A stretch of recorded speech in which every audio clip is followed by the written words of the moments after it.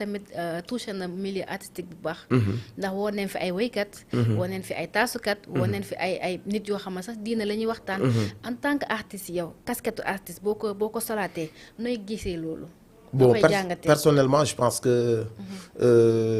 damay waxaat lu ma waxoon rek bi crise bi amee. bi crise bi amee je dis que ni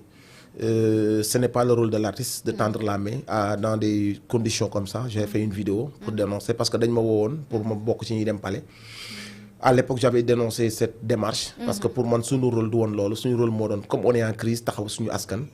et s'il y a sacrifice à faire on devait être les premiers à le faire on devait vraiment rassurer les Sénégalais ci tiit bi amoon et l'idée n'était pas d'aller dire jox leen ni ñun ñoo impacté donc j'avais fait une vidéo pour dénoncer loolu noonu et pour man surtout ñun suñu secteur ñun on doit toujours être du côté des plus démunis balaa ñuy tàllal pour ñu jox ñu ñoom la ñu war a njëkk a xalaat donc man dès que ñu toll ci crise bi et que ñuy wax artistes yi bu ñu ma waree woo ma dem palais j'ai décliné non seulement j'ai décliné mais dama ko def vidéo annoncé ko et je pense que day wane rek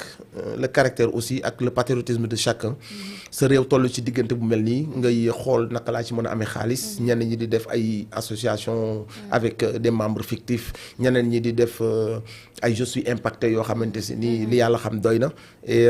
ñeneen ñi fi ñu toog lañ toog ñu yëkkati des millions jox leen ko tout ça c'était une forme de corruption parce que on nous parle de 500 millions yu ñu yëkkati woon séddale ko 18 personnes que ce sont des gens yoo xam ni d'habitude ils sont là à donner des leçons de morale et face à une crise comme ça ils préfèrent embaucher des millions au détriment de leurs fans au détriment du peuple d'en bas yi nekk ci village yi soxla woon ko il y a des villageois yoo xam ne ay 5 kilos ceeb lañ leen doon jox ñu tere Sénégalais yi génn ki doon am sax 1000 francs mënatu koo am yow ñu yëkkati ay millions jox la ko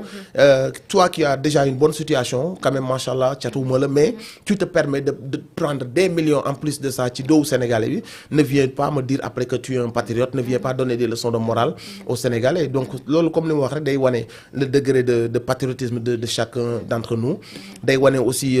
comment des gens peuvent profiter de certaines situations sans scrupule sans vraiment ñu am ci benn en tout cas benn sensibilité par rapport ak situation bi ñu nekkoon pour man suñu rôle moo doon taxaw suñu askan pour comme ni ko yeneen dëkk yi am na foo xam ne seen yenn stars yi ñoo doon génnee seen xaalis di joxe ñeneen ñi nekkoon dans la sensibilisation donc ça juste c'est dommage aussi. lii day woon y a des artistes engagés ak ñoo xam ne seen poste am na ñoo xam si ni ils ont tout fait pour que système bi toog fii système bi lii mu defoon c'était que pour des artistes du ñu wax des artistes parce que aussi am na lu la si kii bi fi nekkal dafa da ngay bëgg mu toog fi c'était une forme de yoo xamante ne système bee moo leen arrangé mais bien sûr beaucoup lu ëpp si artistes yi bu ñu sañoon système bale moo fi nekk moom lañ doon dundee ñoom dañ doon toog xaalis bi ñëw luñ ko bëggee directeur boo gis am nga say nit samay nit bopp boo amee événement ñu corrompre la jox la xaalis boo toogee événement yu mel ni nga ñëw rek ñu yëkkati la yow ñaar ñoo am soit nga xalaat yow say principe nga xalaat askan bi nga wax leen dëgg wala soit nga ni écoute je fais partie des privilégiés nga waaw da ngay jël ñoom ñëpp dañ doon dundee alalu askan bi ñoom ñëpp dañ doon dundee ñàkk askan bi te ñoom rien de plus pertinent pour un régime corrompu ngay jox artistes yi ngay jox yenn journalistes yi ngay jox ñenn ci nitu diine yi ñoom noonu lañ koy doxalee parfois dañ la corrompre sans te le dire il te donne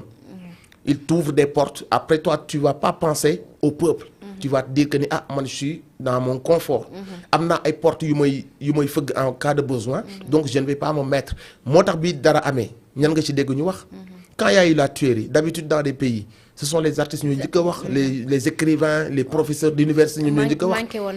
non il y a pas eu d'artistes il y a eu des artistes yoo xam sax dañu wëlbatiku menacer le peuple sénégalais il y a eu beaucoup d'artistes yoo xam dañu seetaan leur peuple leur fans bi ñuy dee ñuy rey booy yi le simple fait de publier benn photo xale bu dee xalaatuñ ko woon comprendre nga non mais le temps maintenant cela permet de savoir qui est qui cela permet de savoir aussi d'en prendre tirer des conséquences pour aussi nga xam la relation bi nga war a entretenir avec tout un chacun nga xam que ni ëllëg bu amaatee les habitudes sont les habitudes les opportunistes restent des opportunistes et que le peuple doit savoir fan la intérêt nekk ak lan la war a fullaal ak lan la war a xam ci ban niveau la war a dealer ak loolu noonu mais pour dire vrai bi peuple bi di dee bi peuple bi soxlaa ku ko waxal bi peuple bi soxlaa ku dénoncer la tuerie parce qu'on tue des enfants ce que ñun doon rey ci seen njaboot la ñu bokk. am na ci ñoo xam ne sax seen yaay fans lañ. am na ci ay lutteurs yu def conférence de presse di tiital askan bi. di am ku ñuy faral di am ku ñuy diaboliser. et au détriment de seen booy yeeg seen fans yi ak booy ghetto yi ñu doon tirer ay balles. ils ont pas pris le temps de dire master. ils ont pas pris le temps de dire il ne faut pas tuer nos petits frères ou nos neveux. dañu dem.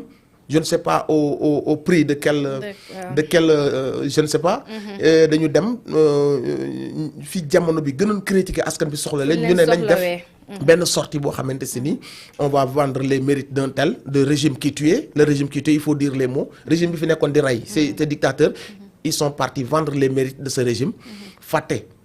et puis ils avaient des mots yu ñuy lancer pour xaw a écorcher pour xaw a laal un peu ceux qui résistaient. donc ñun duñu ay xale fii la ñu lépp fekk. te ñoom ils ont fait le choix de leur poche plutôt que le choix de la patrie ou de la justice. yow ban sentiment nga doon am jamono googu boo doon gis yenn faits yooyu. j'étais en prison et j'avais le cœur meurtri. Il y avait certains artistes qui sont venus me voir je les ai dit derrière les vitres. J'étais enragé de voir que dañu seetaan askan bi j'étais enragé de voir. Des lutteurs abandonner le peuple ba noppi moo tax bi ma génnee sama génn bu njëkk bi li tax ñu jàppaat ma loolu ci la bokk. parce que je les ai attaqués frontalement je dis les choses. même si le Sénégalais est un peu sentimental même su bëggee dara sax. da koy protéger ba doo ko laal y a eu même des gens du combat qui non bàyyil noonu rek non. il faut oser dire les choses fi jamono bi méttee tu leur dis. c'est très moche c'est très ngeen baal ma le mot ce n'est pas de trop c'est très lâche. de sortir jamono bi ñuy rey ay xale pour vendre les mérites de ñi doon rey xale yi ak ñi doon joxe les ordres. man bi ma génnee loolu laa wax bi ma génnee sama première sortie les conférences de presse ak samay sorties. nga ko jàppee woon. c'est de la lâcheté pour moi c'est de la lâcheté c'est une histoire d'argent c'est une histoire d'intérêt. tooñ bi ak tuerie bi ak dictature bi ku dund woon Sénégal nga ni teguma ci sama bët. il faut pas prendre les Sénégalais pour des idiots non plus. ces gens-là avaient fait le choix de leur poche de leurs intérêts. ñu leen di woo di leen dikk lii ak laa. ñu woote personne d'entre eux ñi fi nekk suñuy star est-ce que gis nga ci kenn am na sax ñoo xamante si ni ils ont manifesté seen indignation bi ñu reyee une personne aux États-Unis génnee nañ ko wane seen indignation en tant que être humain. mais bu ñuy rey seen i jarbaat fii. yaanaa dañu sol ay tenues sax di féliciter la violence la barbarie d'une partie des forces de l'ordre. comprendre nga fi wax ça c'est notre réalité soit on se ment soit on fait semblant soit on se dit la vérité. parmi tous ces gens-là qui sont là aujourd'hui tey ñoo gën a rëy làmmiñ ñëpp. bi wax jotee ils étaient où quand le peuple voulait que ana suñu stars yi ana suñu sportifs yi ana ceux qui portent nos drapeaux ana ceux qui viennent du ghetto. ils nous tuent vous êtes où. qui d'entre eux a pris la parole pour dire assez arrêtez de tuer nos